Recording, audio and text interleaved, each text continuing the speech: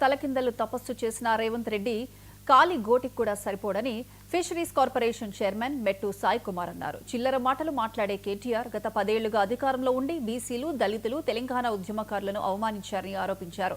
ప్రజలు బీఆర్ఎస్ పార్టీని, కల్వకుంట్ల కుటుంబాన్ని తెలంగాణ నుంచి బహిష్కరించాలన్నారు. వచ్చే ఎన్నికల తర్వాత కేటీఆర్ కు ఎమ్మెల్యే పదవి ఉండదని, సిరిసిల్లలో కేటీఆర్ చిత్తుగా ఓడిపోవటం ఖాయమని అన్నారు.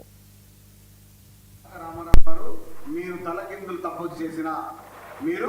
తలకిందులుగా తప్పొచ్చు చేసిన ముఖ్యమంత్రి రేవంత్ రెడ్డి గారి కాలి కొట్టి సరిపోలేరు. చిల్లర పలుకురు, చిల్లర మాట్లాడే మీరు గత 10 ఏళ్ళు అధికారంలో ఉండి బీసీలను అవమానపరిచిర్రు, దళితులను అవమానపరిచిర్రు, ఉద్యమకారులను అవమానపరిచిర్రు, ప్రజాస్వామ్యాలను అవమానపరిచిర్రు. ఆ విషయాన్ని చెప్పండి. కల్వకుంట్ల కుటుంబం, బీఆర్ఎస్ పార్టీ దయ్యాలు వేదాలు వల్లించే విధంగా మాట్లాడుతుంది. తెలంగాణ ప్రజానీకం బీఆర్ఎస్ పార్టీని, కల్వకుంట్ల కుటుంబాన్ని తెలంగాణ నుంచి బహిష్కరించింది. దాని నిదర్శనమే 2023 అసెంబ్లీ ఎన్నికలు, 2024 పార్లమెంట్ ఎన్నికలు.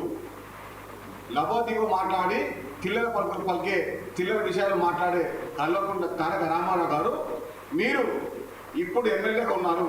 వచ్చే ఎన్నికల్లో ఆ ఎమ్మెల్యే పదవి కూడా ఊడబోతుంది.